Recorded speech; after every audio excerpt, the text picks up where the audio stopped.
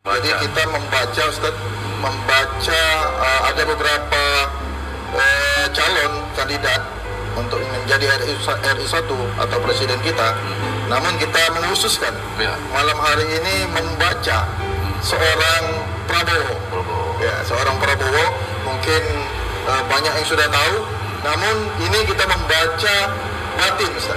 Membaca batin beliau, membaca batin Bung Prabowo ini, dan tentunya kita tidak lepas dari Al-Quran, Ustaz. Maka daripada waktu itu kami berikan waktu seluas-luasnya untuk Ustaz menerangkan apa dah, Ustaz. Ya, terima kasih sahabat-sahabat Rupiah dimanapun kita berada, dari Sabang sampai Merauke. Mungkin ini semalam di akhir kampanye, ya. Cuman saya agak antik sendiri Prabowo, karena dua kali dia kalah dengan Jokowi.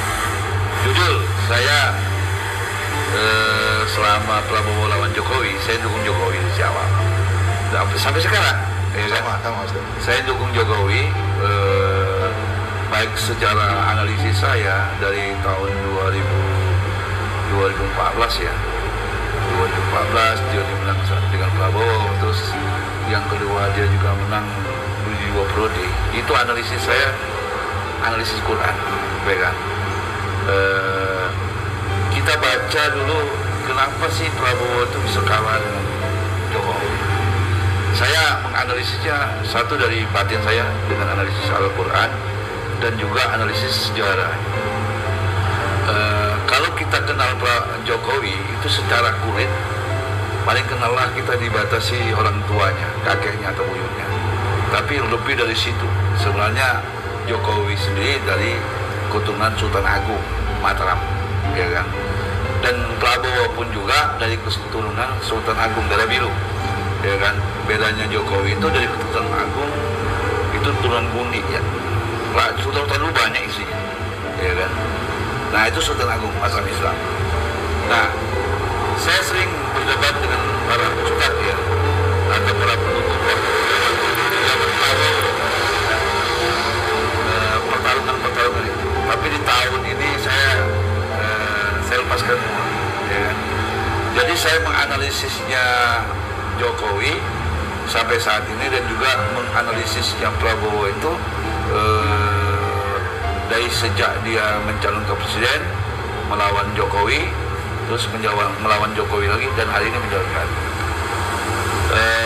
Prabowo ini saya sering gini, kenapa Prabowo itu bisa kalah dengan Jokowi, ya kan?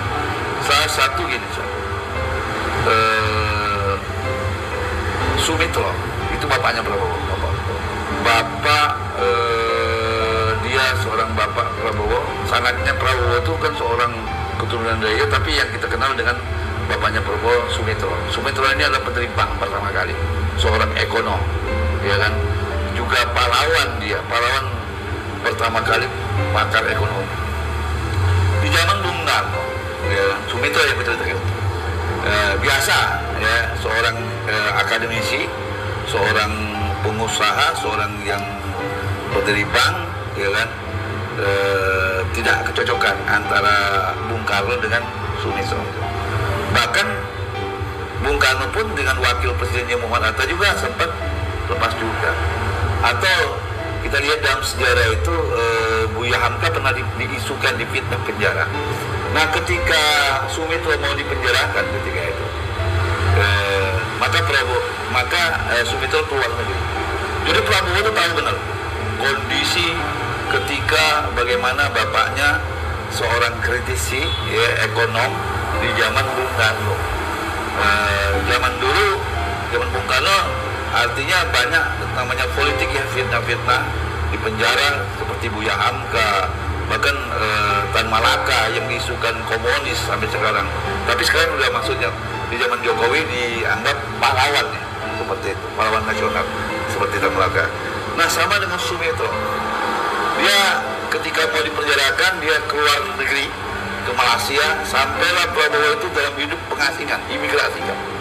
Sampailah dia ke Amerika dan lain-lain, Sumitro ini di zaman Bung Karno ketika itu. Nah, setelah runtuhnya Bung Karno, Sumitro berpulang, dipanggil oleh Soeharto untuk ngurusi pembangunan ekonomi. Jadi Sumitro diajak oleh Soeharto ketika Soeharto menjadi presiden, maka barulah berdiri PAN ketika itu, ya kan? Artinya Prabowo itu mengetahui kondisi keadaan batin dia, seorang anak pejuang memerdekakan Sumitro, dibawa ke luar negeri dari masa ke masa, sampailah dia di zaman Soeharto. Soeharto itu berkuasa tahun 1971 ya kan? 1971 dia ke Soeharto, karena Soeharto butuh ekonom, salah satunya Sumitro yang dipakai. Nah, Prabowo mengetahui keadaan itu, ya kan? Sampailah Prabowo itu masuklah tentara. Jiwa nasional itu dia mengalir dari ayahnya sendiri, Sumitro, dan juga mengalir dari kakeknya sendiri, seorang keturunan dari Sultan Mataram. Ada jiwa pejuang, jiwa nasional, jiwa cinta negeri, jiwa Nusantara gitu, Prabowo itu. Masuklah dia AKABRI. Akhirnya nikah dia dengan istrinya Titi.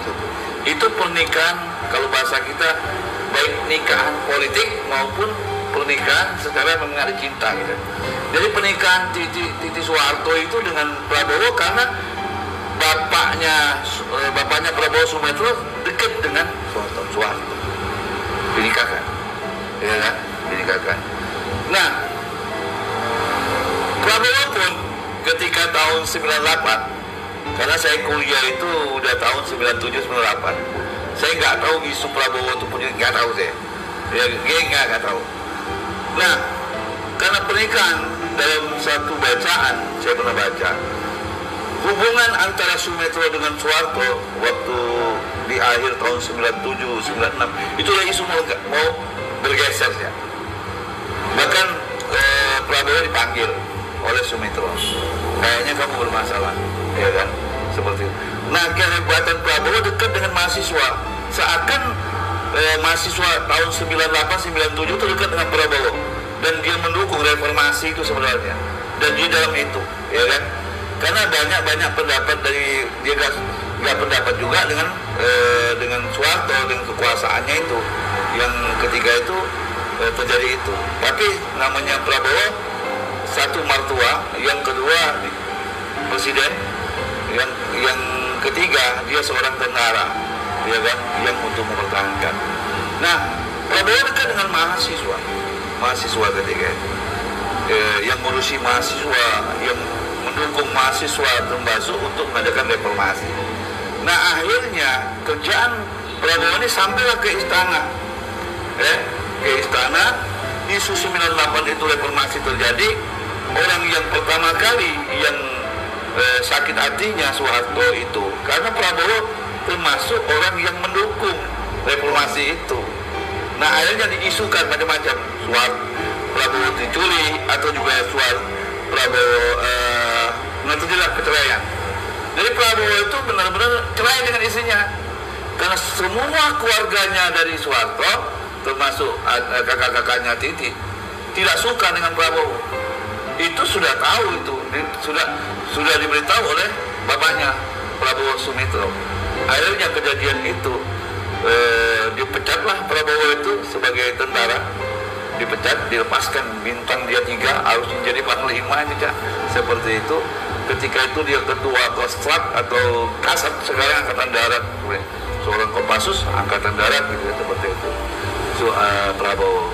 Artinya Prabowo pun ketika diisukan 98, dia juga bukan di penjara, tapi mengasingkan diri, dan akhirnya sampai ke Jordan. Nah, Jordan itu temannya, Raja Jordan itu adalah teman dia waktu tentara, waktu dia kuliah di Amerika. Jadi artinya Prabowo itu ketika diisukan buat rusuh, dia pergilah ke luar negeri. Salah satunya dia ke Yordan, diambil oleh panggilan untuk membesuk pasukan khusus. Ini mata batin antara sudah cerai dengan istri.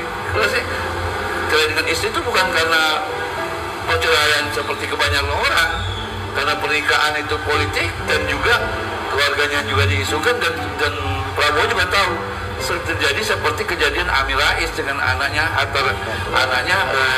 Zulkifli Hasan putus gitu. Karena perceraian. Tapi bedanya Mbak Titi dan Prabowo memang saling cintain gitu loh. Tapi karena keluarga memaksa itu, dia pisah, ya kan?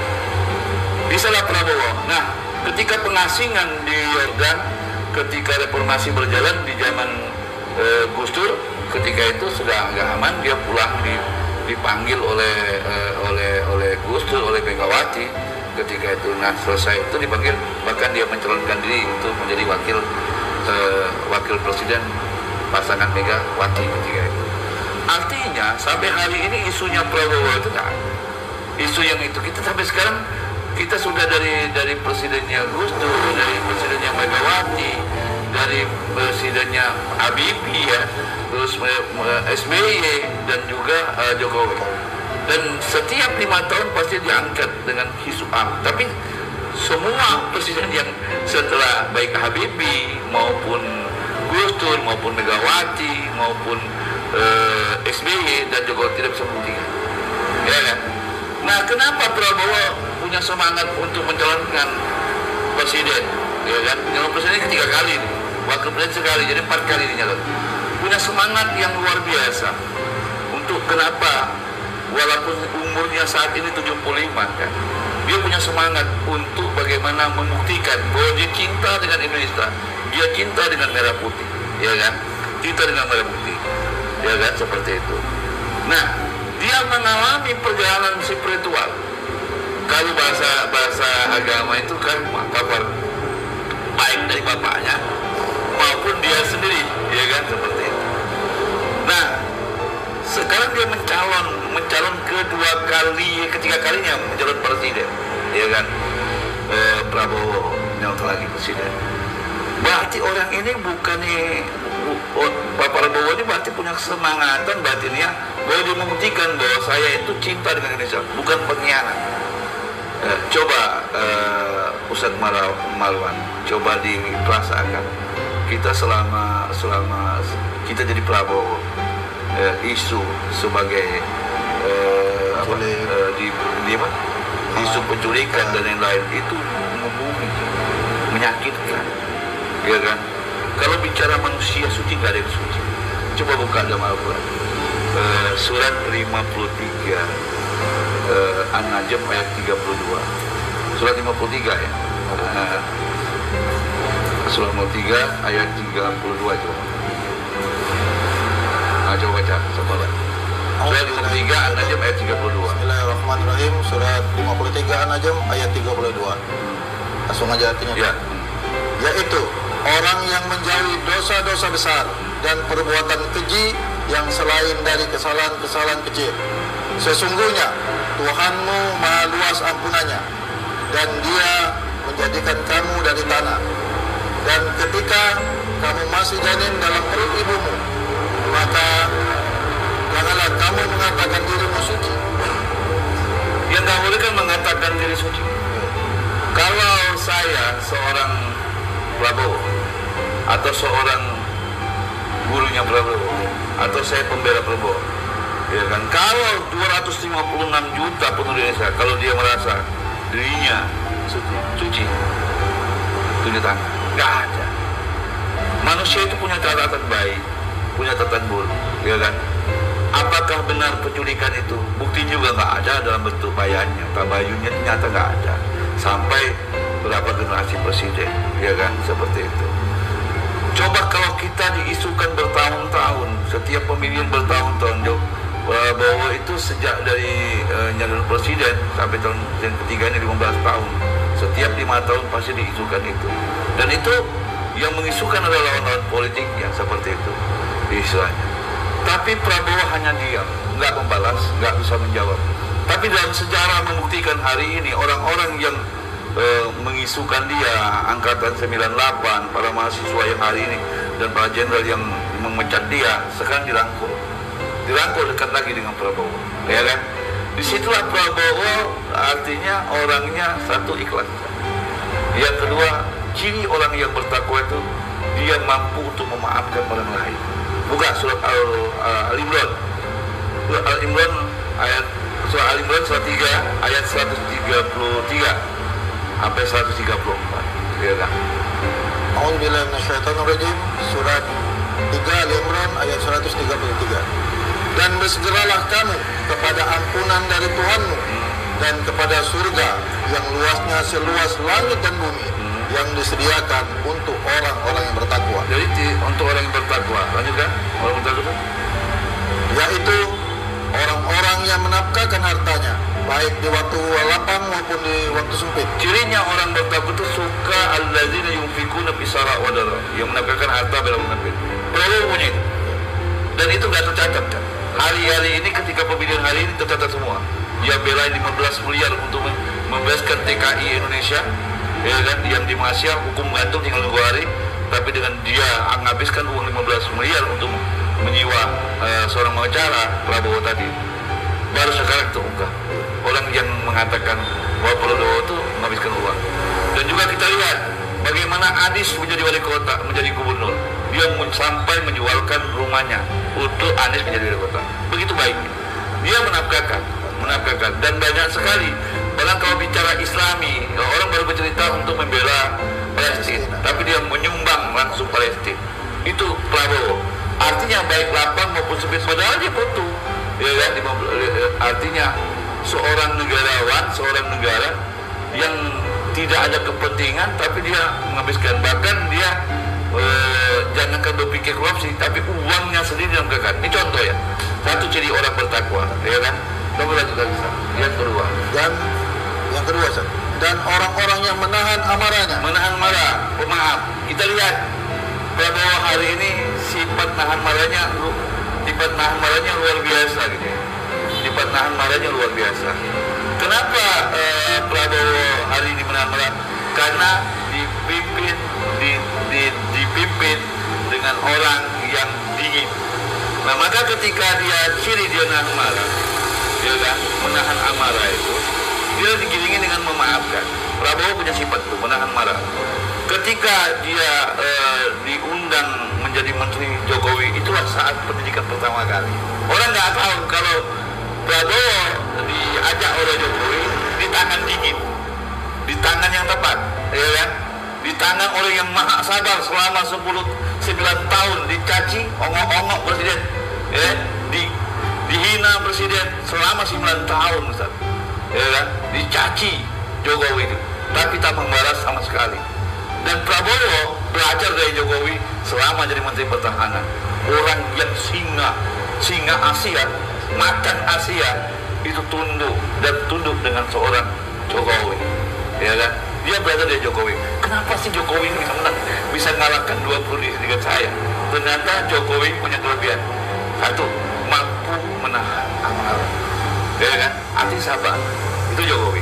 Nah, kenapa Jokowi itu memang sudah setting mau jadi Prabowo? Jiwa nasional luar biasa, jiwa ikhlasnya luar biasa, ya kan? Dan Jokowi hanya mendidiknya untuk 5 tahun saja. Ya, kenapa dia nggak dukung Ganjar gitu? Ya kan? Tentu Jokowi bukan seorang presiden saja, tapi sebagai guru yang mengajarkan bagaimana seorang nasionalis, seorang cinta tidak perlu marah-marah, tapi bagaimana kasih sayang. Nah, Prabowo mempunyai sifat dalam tahun ini kita lihat sifat dia salah satunya apa sebenarnya? Mampu menaklukkan, menahan amarah. Karena dalam Toriko amarah itu dari sifat binatang ya. Ya kan? Nah, maka yang bisa menaklukkan sifat harimau orang-orang yang mempunyai kasih sayang. Ar-Rahman wa 'allamal Qur'an wa khalaqal insan wal bayan. Ini yang dididik oleh Jokowi, ya kan? Dan Prabowo pun dia seorang pencipta juga, menjadikan manusia, tidak menjadikan Anies jadi gubernur, menjadikan Ahok menjadi gubernur, banyak dengan partainya itu menjadi orang pejabat. Tapi Prabowo sendiri belum bisa menjadikan dirinya sendiri seorang presiden gitu kan, seperti banyak dengan dia partai itu. Nah, yang mampu bisa menjadikan dia itu salah satunya dia berguru dengan Jokowi. karena Jokowi salah satu memiliki Ar-Rahman. Nah, lanjutkan apa? Menahan marah. Setelah menahan amarah dan memaafkan kesalahan orang. Ini hebatnya. Prabowo punya sifat itu, memaafkan. Sudah dicaci, coba. Mana ada kita bantu habis-habisan, kita tolong dia jadi gubernur dan lain-lain. Terus dia caci. Rakyat ini melihat kan. Apakah buta kita melihat agama? Jangan lihat dia bisa baca Quran. Jangan kita lihat, oh Anies ini baca Quran, orang Arabnya. Prabowo bukan Al-Quran, tapi Prabowo nggak bisa baca Arab atau Al-Quran, tapi dalam dirinya Al-Quran. Kenapa? Dia punya sifat memaafkan. Banyak orang-orang yang mengkhianati dia, ya kan? Diangkat, dibesarkan. Salah satu yang membawa Jokowi menjadi gubernur itu salah satunya Prabowo, ya? Yang salah satunya yang menjadikan Ahok menjadi wakil ketika itu dari ketika itu nggak salah Ahok itu anggota DPR RI dari Golkar ketika itu.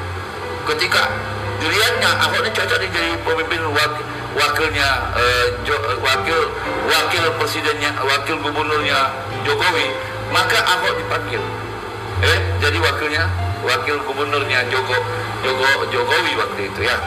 Nah, pindahlah partainya, baik partai Gerindra dari partai.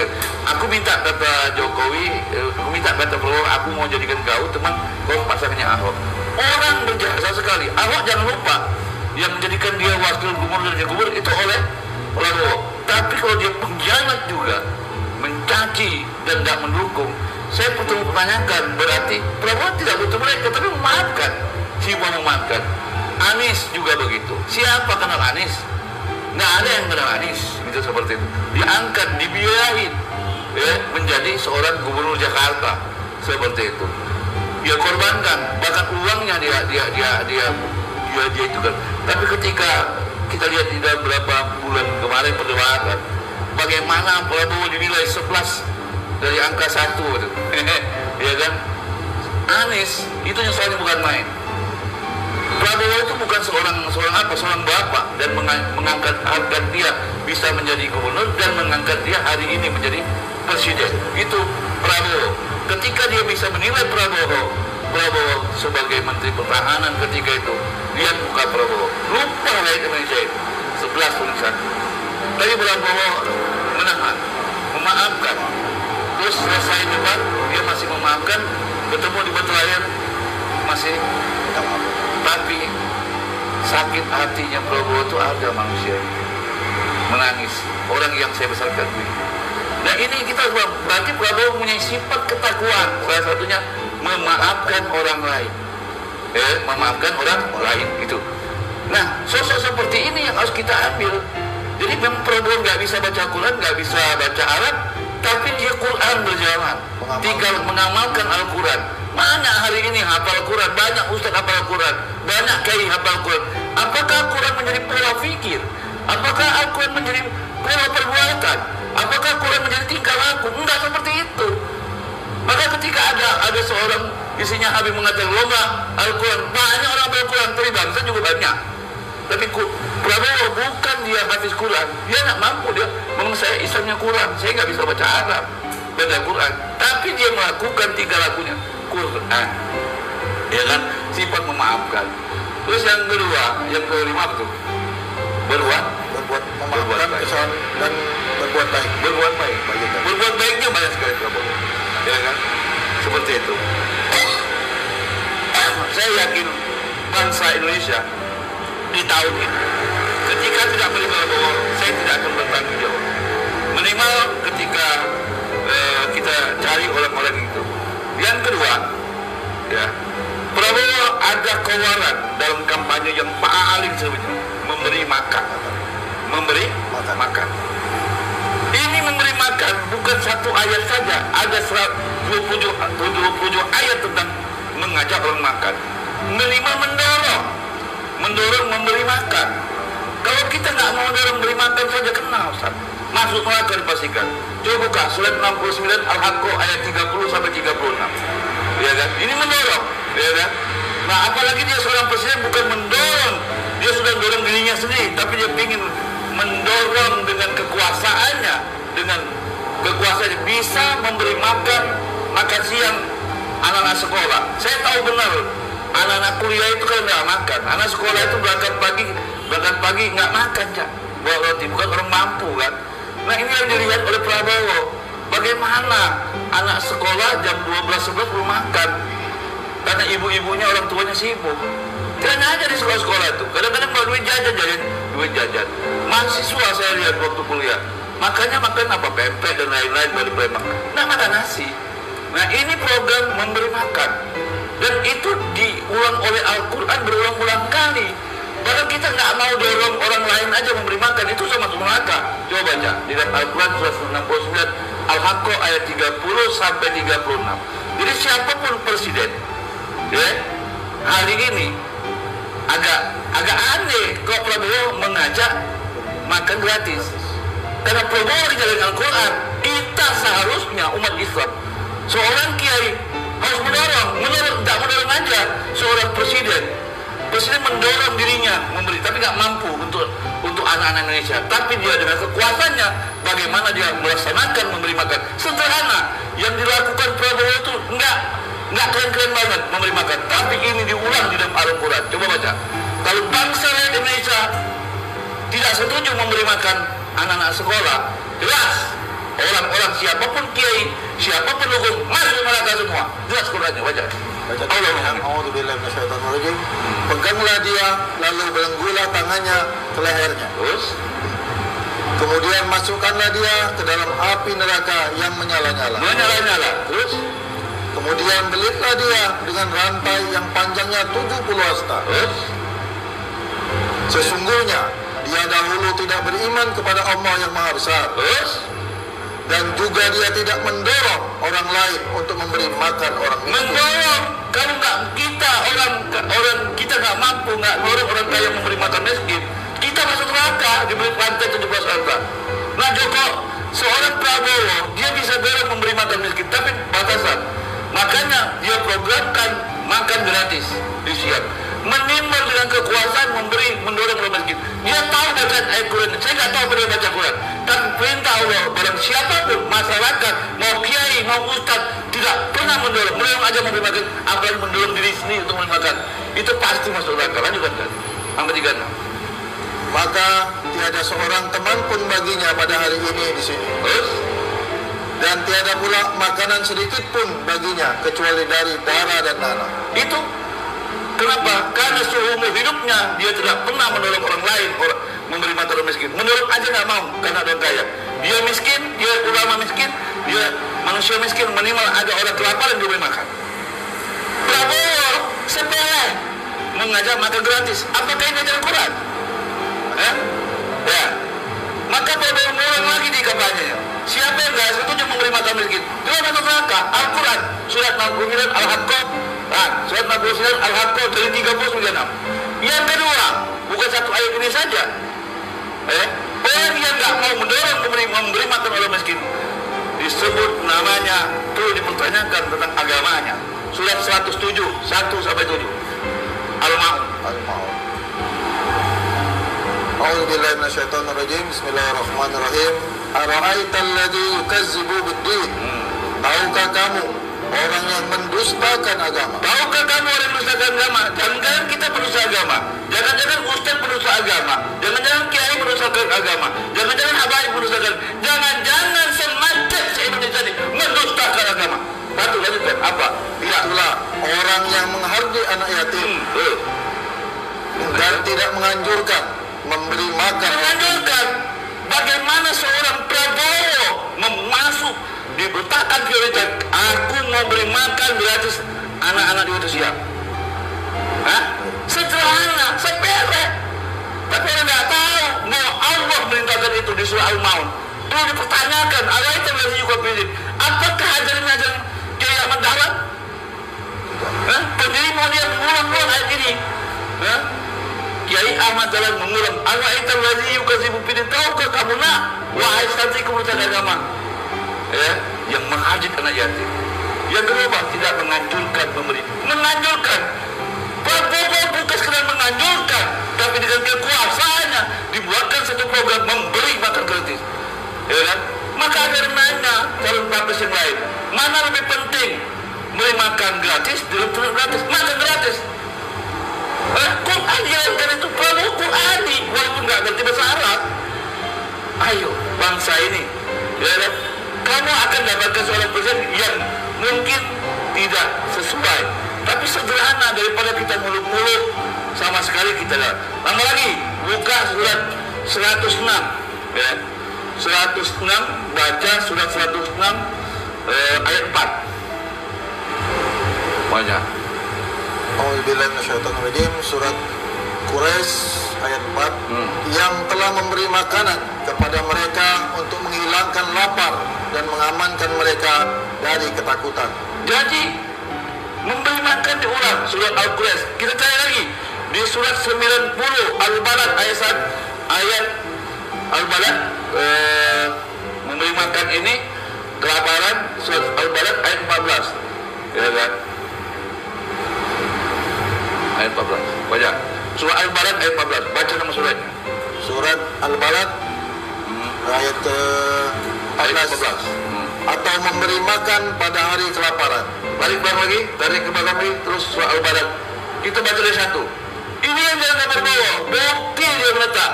Dia melihat bagaimana dengan sederhana program. Ternyata programnya Prabowo, program Quran, memberi makan gratis. Bukan tidak internet gratis. Manusia ini gara-gara perut itu bermasalah, ya. Tapi di Quran diulang-ulang. Salah satu surat Al-Balad, surat negeri. Coba baca. Aku benar-benar bersumpah dengan kota ini. Seorang pemimpin harus bersumpah dengan negeri, surat Al-Balad. Terus? Dan kamu dalam forum Muhammad. Dan Muhammad ini negeri, coba satu lagi bayar. Ganti nama Prabowo. Ya kan? Aku bersumpah dengan Indonesia. Aku benar-benar bersumpah dengan kota ini atau Indonesia. La uqsimu bihadzal balad. Lanjutkan yang kedua. Dan kamu Prabowo bertempat di kota Indonesia. Indonesia ini ayat ketiganya. Dan demi bapak dan anaknya. Ini yang dilakukan Prabowo berulang-ulang dengan presiden. Dia memutuskan sebuah kasmanya, aja. Bagaimana bapaknya berluar negeri. Yang kedua, hari ini dia juga keluar negeri. Bagaimana pengasingan? Kalau kita pengasingan, dia diusir dari negeri sendiri. Prabowo itu diasingkan. Dari sejak kecil diasingkan negeri tempat dia lahir. Yang kedua, ketika tahun 98 juga diasingkan. Menjadi dia anggap di pengadilan. Ini proses sangat luar biasa. Pengorbanan Prabowo, minder dia sama sekali. Diisukan dia pengkhianat bangsa, diisukan mengadakan provokator soal penurunan Presiden Soeharto, dan bahkan diisukan memberontak Habibie. Sakit hati Prabowo itu, tapi dia paham dengan ini. Demi apa? Demi bapak dan anak saya. Saya akan luruskan keturunan saya. Bapak saya bukan pemberontak. Kalau soal pemberontak, bapaknya lari ke penjara, bukan dari penjara. Kalau dia tetap di penjara, sama kejadian Buya Hamka dipenjarakan dengan fitnah-fitnah, sama Tan Malaka dipenjarakan oleh fitnah-fitnah diisukan PKI, dan itu terjadi dengan terjadinya siapa? Bapaknya Prabowo, seperti itu. Dan ternyata tahun 71 diundang oleh siapa? Oleh Soeharto sendiri, seperti itu. Lalu kerja, terus kerja. Sesungguhnya kami telah menciptakan manusia berada dalam susah payah. Lanjutkan, terus. Apakah manusia itu menyangka bahwa sekali-kali tiada seorang pun yang berkuasa atasnya? Terus saya kan? Dan mengatakan, aku telah menghabiskan harta yang banyak. Banyak waris harta. Lanjutkan. Apakah dia menyangka bahwa tiada seorang pun yang melihatnya? Orang tidak melihatnya. Dia sembunyi-sembunyi. 15 miliar dia membebaskan anak bangsa dari NTT, dari NTB, di penjara. Nunggu hari di penjara, tapi dia pergi ke Indonesia. Dia anak bangsa ini minta bantukan negara, menteri tidak bisa. Prabowo datang ke Malaysia dengan mengambil pengacara yang terbaik, dan anak ini bebas dari anak bangsa ini di penjara. Ya kan? Dari penjara. Dan itu dia membebaskan 15 miliar. Itu pun orang ini berteriak hari ini bahwa Prabowo itu yang baik. Dan Gus juga mengatakan Prabowo itu adalah manusia yang ikhlas di Indonesia, benar-benar bantu, bukan omongan. Memang dia omong-omongnya kurang, ya kan? Seorang orang tegak itu kaku cak omongnya, tapi perbuatan nyatanya seperti itu. Lanjutkan, terus. Bukankah kami telah memberikan kepadanya 2 buah mata, Terus? lidah dan 2 buah bibir, dan kami telah menunjukkan kepadanya 2 jalan. Terus? Maka tidakkah sebaiknya dengan hartanya itu ia menempuh jalan yang mendaki lagi sukar? Kan? Apa jalan yang sukar buat bangsa ini? Tahukah kamu apakah jalan yang mendaki lagi sukar? Tahukah kamu seorang Prabowo? Tahukah kamu seorang Anies? Tahukah kamu seorang Nadir? Tahukah kamu apa jalan yang mendaki sukar itu? Kan? Yaitu melepaskan budak dari perbudakan. Bisa nggak Anies lepaskan budak dari perbudakan? Belum bisa dilakukan.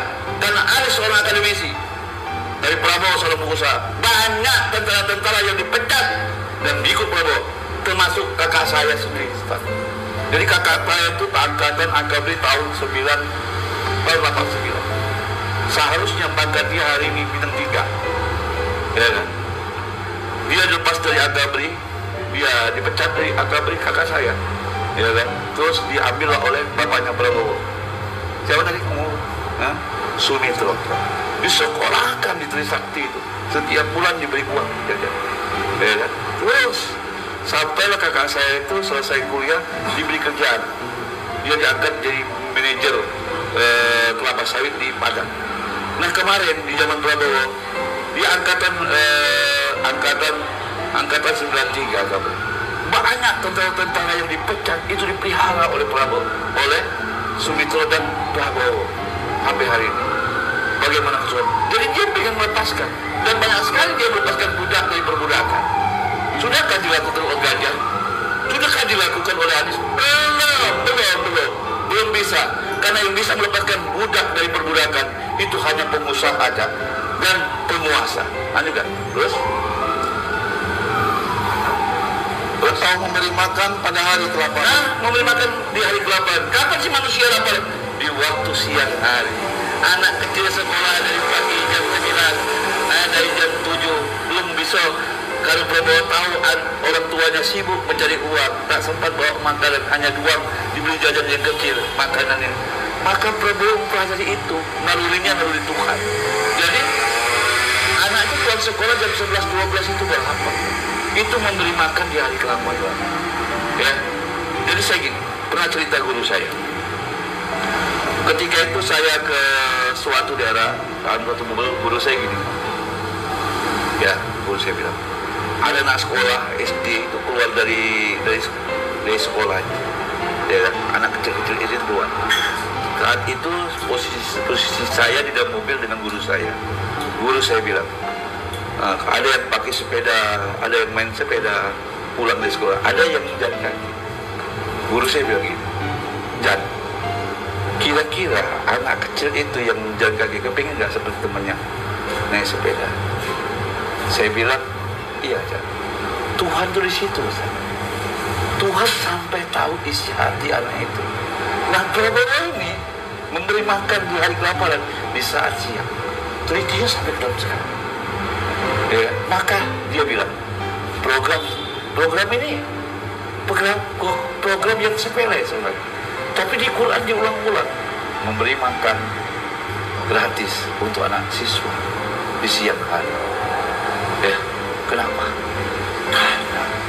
Prabowo, saya nggak tahu apakah dia baca Quran atau tidak. Karena memberi makan ini adalah perintah Allah dan berulang-ulang. Itu memberi makan di Quran. Saya tambah lagi surat Al-89 Al-Fajr tentang memberi makan. Apa yang diomong Prabowo tentang semua dari tadi kampanye, di terakhir kampanye, saya mau beri makan gratis anak sekolah di siang hari. Itu dia ngomong. Kayaknya buat orang itu sepele, bahkan diejek, bahkan calon presiden mengejek. Mana yang lebih penting, internet gratis sama gratis? Itu kan seperti itu. Padahal Prabowo lagi mengangkat tadabbur Al-Quran, mengangkat Al-Quran, mengangkat ajaran Quran. Ya, nah, salah satunya itu diulang lagi di surat Al-Fajr surat 89 ayat 18. Ya, 18. Ya, surat Al-Fajr 89 ayat 18. Dan kamu tidak saling mengajak memberi makan orang miskin. Turun ke lagi 17-nya, lebih enak 17-nya jawabannya. Nah, dari 16 saya baca, dari 16. Ulangi, nah baca dari sini. Adapun bila Tuhannya mengujinya, lalu membatasi rezekinya, maka dia berkata, Tuhanku menghinakanku. Lanjutkan. Sekali-kali tidak demikian. Sebenarnya kamu tidak memuliakan anak yatim. Bagaimana bangsa lain ini, bagaimana ulama tidak bisa dikatakan tidak memuliakan anak yatim? Tidak, kata Allah. Sekali-kali tidak. Sebenarnya kamu tidak memuliakan anak yatim. Bangsa ini tidak akan mulia, Cak. Di dalamnya, kalau tidak pernah muliakan anak yatim. Apalagi lanjutkan, 18-nya. Dan kamu tidak saling mengajak memberi makan. Mengajak memberi makan. Kalau kita tidak mampu, suruh ajak orang lain. Ta'awadu bilbirri, ajak orang memberi makan. Prabowo bukan saja mengajak, tapi bagaimana, bukan mengajak lagi, tapi membuat programnya Allah terbumi di Indonesia ini. Misal umat Islam di Indonesia kalau nggak pilih Prabowo, ya kan? Ini Quran berjalan, ya kan? Berapa ayat tengok, berapa surat tadi? Ya, udah banyak surat yang diberikan. Ya, tidak seling mengajak memberi makan orang miskin. Artinya program sepedanya Prabowo itu luar biasa, luar biasa, ya kan? Nah, artinya kenapa? Ya kan? Bisikan yang terbaik itu mengajak orang beri makan. Ya kan? Programnya sepele. Itu program beri makan anak sekolah. Kenapa enggak orang tuanya? Karena anak sekolah termasuk yang dia lapar tapi tidak boleh minta. Surat 51 ayat 19. Kalau sekolah di elit-elit ya, kalau kita sekolah yang internasional, sekolah yang mahal di Jakarta, itu masuk anak sekolah siang makannya, diberi makan dari sekolah, bayarnya mahal. Kalau kita pergi sekolah-sekolah seperti sekolah besar yang bayarannya 35 juta, dari 10 juta, 12 juta, anak sekolah itu dari pagi sekolah, siang dia makan, sekolah lagi. Hari ini sekolah negeri, sekolah agama, ya kan? Ya karena sekolah nggak mampu, ya kan? Nah maka Prabowo melihat itu. Jangan bedakan dong sekolah elit, ya kan? Kalau kita sekolah elit kayak di Palembang atau apa tuh, Kumbang, itu ada memberi makan siang nggak? Nah Prabowo ingin memberi makan siang, ya, di sekolah-sekolah. Dan ketika beri makan siang saya yakin itu program banyak sekali pemberdayaan ekonominya, UMKM-nya di setiap sekolah diatur, bukan sederhana itu. Artinya memberi makan orang miskin tadi bukan sesuatu yang sepele, ya. Karena apa? Memberi makan orang miskin, memberi makan anak yang miskin tadi, apalagi anak-anak itu memang dia layak dibantu karena makhluk yang tidak boleh minta. Surat 51 ayat 19. Bismillahirrahmanirrahim. Yu'faku anhu man ufika. 19. Surat 51 ayat 19.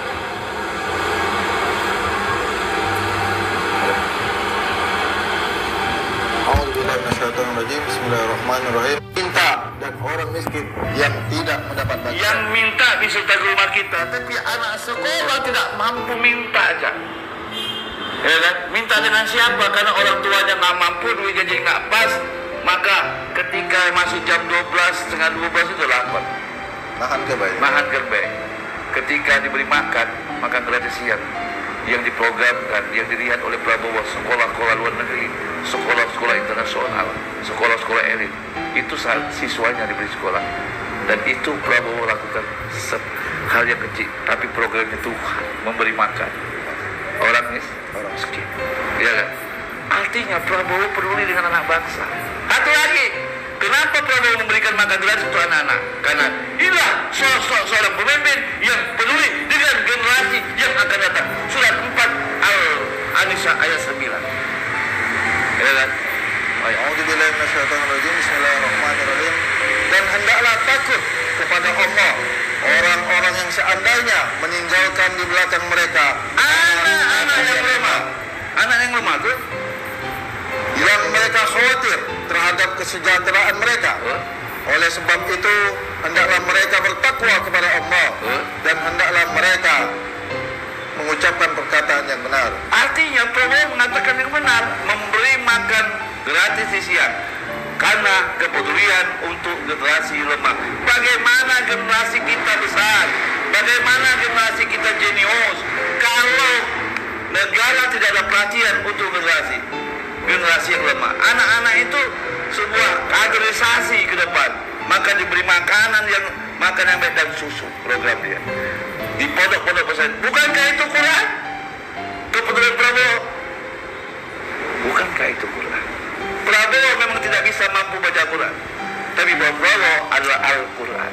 Al-Quran berjalan, itulah Nabi Muhammad. Maka ketika program dia, apa yang dipikirkan dia, yaitu yang kuat-kuat kepada dia ke dia, memberi makan gratis dan memberi susu, bukan sesuatu sepele, karena Al-Quran berulang-ulang untuk memberi makan. Dan ternyata dia menjalankan.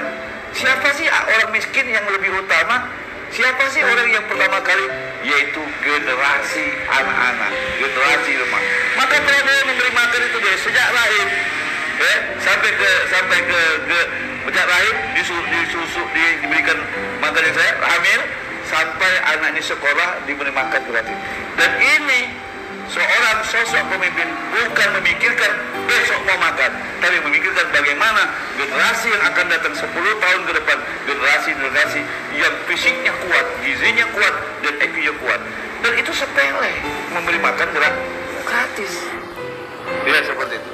Dan ini diulang-ulang oleh Allah di dalam Al-Quran tentang Prabowo, tentang kepedulian anak-anak. Artinya sosok seorang pemimpin nggak usah tinggi-tinggi, nggak usah ngurus yang jauh-jauh, tapi yang ngurus yang sederhana, tapi di dalam Al-Quran berulang-ulang. Bahkan bagi siapapun, ulama siapapun, kiai siapapun, habaib siapapun dari Indonesia, ketika menghalangi program memberi orang miskin, siap-siap tip-tip masuk neraka. Karena diulang lagi, coba Maulana surat 69 Al-Haqqah ayat 30 sampai 36. Saudaraku, sahabatku, para kiai, para ustaz, para habaib, dengarkan baik-baik firman Allah. Kalau kamu menganggap bahwa makan gratis itu, memberi makan gratis itu sesuatu yang sepele, buat Allah bukan sepele, tapi menentukan anak masuk neraka. Surat Al-Haqqah ayat 30 sampai 36. Silakan saudara. Peganglah dia, lalu belenggulah tangannya ke lehernya. Lanjutkan. Kemudian masukkanlah dia ke dalam api neraka yang menyala-nyala. Kemudian belitlah dia dengan rantai yang panjangnya 70 hasta. Sesungguhnya dia dahulu tidak beriman kepada Allah yang Maha Besar. Terus? Dan juga dia tidak mendorong orang lain untuk memberi makan orang miskin. Dia menghalang-halangi untuk program memberi makan. Jelas, masuk neraka. Di surat Al-Haqqah. Yang kedua, Al-Ma'un, mendorong. Saya ulang-ulang dari ayat tadi. Ya kan? Ternyata program yang Prabowo memberi makan bukanlah sederhana, tapi Quran, aturan Allah, dan para nabi, para rasul kerjanya itu memberi makan. Bahkan seorang ulama besar pendiri Muhammadiyah, yaitu Kiai Ahmad Dahlan, mengingatkan kepada muridnya tentang Al-Ma'un. Tahukah kamu orang yang mendustakan agama, yang menghadir anak yatim dan tidak memberi makan orang miskin? Maka Prabowo memang dia tidak bisa baca Al-Quran Arabnya, tapi dirinya, pikirannya Quran. Yang kedua, Prabowo itu kata Gus Dur orang ikhlas. Orang ikhlas itu tidak orang yang mampu sabar dan memaafkan dan tidak punya kepentingan. Dia beri makan aja. 76 ayat 9. Prabowo bantu saja dan tidak pernah diungkit oleh dia. 76 ayat 9. Ketika dia melakukan kebaikan, dia nggak mungkin. Minta terima kasih juga nggak. Bahkan dicaci iya. Coba ya. Surat Al-Insan 76 ayat 9. Sesungguhnya kami memberi makanan kepadamu hanyalah untuk mengharapkan keridhaan Allah. Yes. Kami tidak menghendaki balasan dari kamu dan tidak pula ucapan terima kasih. Inilah sosok yang kita dengar programnya Prabowo. Sepele, kecil dan sederhana. Tapi program ini adalah menjalankan anjuran Quran. Salah satu kenapa terjadi bencana di negeri ini, karena kesenjangan antara orang yang berada dengan orang yang tidak berada. Surat 17 ayat 16. 17-16. Surat 17 Al-Isra ayat 16. A'udzubillahi minasyaitonirrajim. Bismillahirrahmanirrahim. Surat ke-17 Al-Isra ayat 16. Dan jika kami hendak membinasakan suatu negeri, maka kami perintahkan kepada orang-orang yang hidup mewah di negeri itu supaya mentaati Allah. Tetapi mereka melakukan kedurhakaan dalam negeri itu, maka sudah sepantasnya berlaku terhadapnya perkataan, kemudian kami hancurkan negeri itu sehancur-hancurnya. Oke, itu Ustaz Marwan. Kenapa profil Prabowo ini sungguh saya anggap sepele? Setelah saya analisis dalam Al-Quran, saya kaji kenapa dia ini berulang-ulang mencalonkan presiden. Ya, bukan karena dia ingin jabatan, dia ingin membalikan karma. Yang kedua, wujud dari seorang apapun, salah satunya bisa mengatur bangsa ini dengan kasih sayang seperti itu. Jadi profilnya Prabowo, bagaimana dia sejak kecil diasingkan. Yang kedua, sudah dewasa dia diasingkan dengan anak istrinya. Perjalanan karena isu-isu itu, dan hari ini isu-isu itu, maka Prabowo hari ini diasuh dengan orang yang tepat, seorang Presiden Jokowi. Dan Jokowi kenapa memilih Prabowo daripada Ganjar? Karena pertemuan Jokowi dengan Prabowo karena dari hati ke hati. Mereka tahu satu, dan Prabowo memuji Jokowi itu luar biasa, dan sebenarnya Jokowi memuji kesetiaan dan keikhlasan Prabowo luar biasa. Makanya artinya Jokowi mengetahui karakternya. Bahkan seorang Gus Dur mau mengatakan orang yang paling ikhlas di Indonesia ini seorang pemimpin itu Prabowo. Artinya Gus Dur yang dulunya meninggal sudah membaca orang yang paling ikhlas untuk membantu rakyat Indonesia itu Prabowo. Dan itu buktinya benar-benar terjadi, dan hari ini kita diperlihatkan, dan dalam beberapa bulan ini kita lihatkan orang-orang yang berjasa. Bahkan Prabowo juga 2.000 orang anak Papua yang disekolahkan. Artinya Prabowo itu bukan sekedar dia kaya saja, tapi dia peduli dengan anak bangsa ini, ya kan? Artinya salah satunya itu, ya kan? Jadi memang Prabowo itu tidak bisa baca Quran, tapi Quran di dalam dirinya yang selalu mengingatkannya seperti itu. Dan Quran berjalan. Makanya kita anak bangsa bukan membaca dalam bentuk fisik, bentuk pakaian, tapi kita membaca batin. Karena batin yang bisa mengetahui kebatinan adalah orang-orang yang tahu batin. Tapi orang yang menilai kulitnya, lihat jasnya, lihat IQ-nya, itu sebuah kecerdasan, sekolah, detail, itu cuma fisik semua. Tapi kecerdasan spiritual itu lebih tinggi dari kecerdasan dari akademisi. Hari ini banyak sih akademisi akademisi kurang karena spiritualnya. Makanya antara akademisi, ya kan, mengolah akal, kecerdasan akal. Tapi kita kurang mengolah ulul albab. Ulul albab itu beda. Ulul albab itu adalah mengolah kebatinan. Maka bagaimana mendapatkan kalau akal itu ilmiah, ya kan? Ya kan? Tapi ulul albab itu gak ilmiah. Tuhan memiliki pemikiran rasional dengan non rasional. Manusia harus berpikir ulul albab. Maka kalau bahasa saya, ulul albab itu bahasanya kecerdasan, inspirasi, kecerdasan Allah masuk karena punya akhlak, adab. Makanya al-adabu a'la minal ilmi. Adab, akhlak itu lebih tinggi daripada ilmu. Sekolah tinggi kalau nggak beradab itu rendah. Tapi ketika adab itu lebih tinggi, akhlak itu lebih tinggi, maka akan melahirkan akal-akal yang inspirasinya seperti Fatona. Salah satunya yang dicontohkan oleh Rasulullah SAW, sifat Rasulullah salah satunya Fatona, kecerdasan dari Tuhan, bukan kecerdasan dari akademisi. Oke, Sarmawan, ada lagi mau ditanyakan? Banyak ini pertanyaan. Ya, kita silakan audiensnya silakan. Sahabat-sahabat yang di studio maupun yang di rumah, Apabila ada pertanyaan, silakan di komen di Facebook.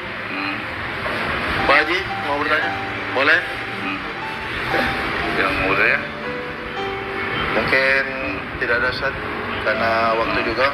Mungkin saya berikan statement akhir, closing statement, kesimpulan daripada malam hari ini, karena ini hari terakhir. Mungkin setelah ini ada masa tenang, Ya. kita mungkin tidak banyak membicarakan isu-isu politik lagi, Ustaz, karena terakhir isu politik ya. Nah, karena keterbatasan waktu itulah mungkin Ustaz bisa menyimpulkan, karena ada satu hadis, kullukum ra'in wa kullukum mas'ulun an ra'iyatihi. Silakan Ustaz. Sahabat sekalian, kita mengharapkan suatu negeri yang diberkahi dari Allah, baik langit dan bumi. Bukan sosok dari seorang pemimpin, tapi keberkahan dari langit dan bumi, keberkahan dari tanah air kita ini, tanah yang terdiri dari merah dan putih, tanah Ibu Pertiwi ini, keberkahan dari langit dan bumi, bukan dari seorang Jokowi, bukan seorang Prabowo, atau juga bukan seorang Anies, bukan juga seorang Ganjar, tapi keberkahan dari langit dan bumi ditentukan oleh rakyat Indonesia. Surah 7 Al-A'raf ayat 96. Jadi kalau orang mengatakan, oh kalau pimpinnya bagus maka rakyatnya enggak ngaruh. Tuhan tahu, tidak bisa satu pemimpin itu bisa menentukan keberkahan Ibu Pertiwi ini. Tapi keberkahan Ibu Pertiwi ini dari langit dan bumi ditentukan oleh rakyatnya masing-masing. Coba ya. Surat 7 ayat 96. Surat 7 ayat 90. A'udzubillahi minasyaitonirrajim. Bismillahirrahmanirrahim. Al-A'raf surat ke-7 ayat 96.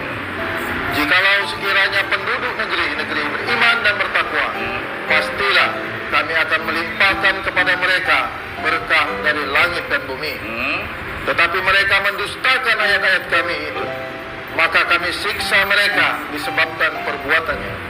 Jangan-jangan dalam pemilihan kita ini, jangan-jangan kita mendustakan Al-Quran. Masa orang ngajak makan memberi makan gratis? Masa dibuat remihan? Padahal apa yang diprogramkan Prabowo itu programnya Allah, dan diulang-ulang di dalam Al-Quran, di ayat-ayat diulang. Al-Ma'un, surat 107, 106 diulang-ulang oleh Allah. Nah, salah satu keberkahan di negeri ini ketika penduduknya beriman dan bertakwa. Ya kan? Beriman itu bukan sekedar menghafal rukun iman yang ke-6. Ciri penduduknya beriman itu ciri beriman itu kayak mana sih? Nah, terus benar lagi. Yang kedua, penduduknya yang selalu bertakwa. Apa takwa yang dasar bagi manusia, penduduk Indonesia? Satu, banyak-banyak mohon ampun. Musim kampanye seperti ini, musim nanti masa 3 hari, kalau cuma 3 hari tasrik ya, hari nggak boleh ngomong, atau harinya Zakaria, ya kan? Yuk bangsa Indonesia, yuk pemilih-pemilih, mari kita banyak-banyak beristighfar kepada Allah, minta petunjuk dengan Allah. Ciri orang bertakwa selalu bersegera mohon ampun. Yang kedua, mungkin bermusuhan dengan tetangga gara-gara pemilihan pilpres. Saling maafkan di 3 hari ini agar bisa hati kita jernih, ya, bermusuhan, bahkan ada gebukan, ya. Bahkan bapak dengan anak saling tuja, baru memang bertujaan, ya kan, berkapaan, gitu kan. Hari ini terjadi di bangsa ini. Saya ngetes saja masukkan malam hari ini programnya Prabowo, ya. Keluarga saya itu lebih baik, ya. Padahal kan saya pengen pulang sekolah dulu, ya. Nah, ternyata, ya kan, di keluarga pun mulai nilai saya, ya kan, saya senyum aja dia nggak balas. Jadi kalau hari 3 hari, yuk kita maaf-maafan, yuk kita mohon ampun Allah, agar ketika di hari Rebul, hari 14 kita memilih dengan kemuliaan, agar dapat sosok pemimpin yang diberkahi. Kalau kita masih gontok-gontokan, marah-marah dengan orang tua, marah-marah dengan tetangga, bagaimana kita memilih pemimpin yang diberkahi? Tuh. Yang kedua, 3 hari ini ciri orang bertakwa itu selalu banyak mohon ampun. Yang kedua, banyak-banyak sedekah agar dibuka hatinya. Yang ketiga, selalu menahan amarah, banyak-banyak sabar. Yang keempat, selalu memaafkan dan selalu berbuat baik. 3 hari ini mari kita sama-sama lakukan ketakwaan ini. Mohon ampun, menafkahkan harta baik dapat sempit, menahan amarah, sabar, memaafkan orang lain, berbuat baik. Kalau rakyat Indonesia secara nasional bukan sekedar istighfar, istighosah, tapi dengan perilaku dan kelakuan bersedekah, malah menahan amarah, memaafkan, bangsa Indonesia ini akan mengucur, memilih pemimpin yang benar-benar datangnya dari isi hati Tuhan. Walau isi hati itu Tuhan. Berarti yang kita pilih itu diberkahi. Yang perlu kita ingat, ya kan? Mari saudara-saudaraku, keberkahan di negeri ini dari langit dan bumi bukan karena pemimpin, tapi keberkahan negeri ini adalah dari masyarakatnya, dari rakyat Indonesia yang menjalankan keimanan yang benar dan menjalankan takwa secara baik dan benar, yaitu selalu mohon ampun, selalu mampu menahan marah, selalu mampu memberi nafkah lapang maupun sempit, selalu mampu memaafkan orang lain, dan selalu mampu berbuat baik. Jika penduduk bangsa ini, rakyat Indonesia, selama 3 hari ini melakukan ini, insya Allah di hati kita akan melihat pemimpin 3 sosok pemilih dengan mata cahaya nur, ya, dengan cahaya batin, bukan dengan bisikan setan ataupun iblis bangsa Indonesia ini. Maka dari itu, carilah kata Allah, hai orang beriman, carilah pemimpin yang tidak melecehkan aturan Allah. Surat 5 Al-Maidah ayat 57.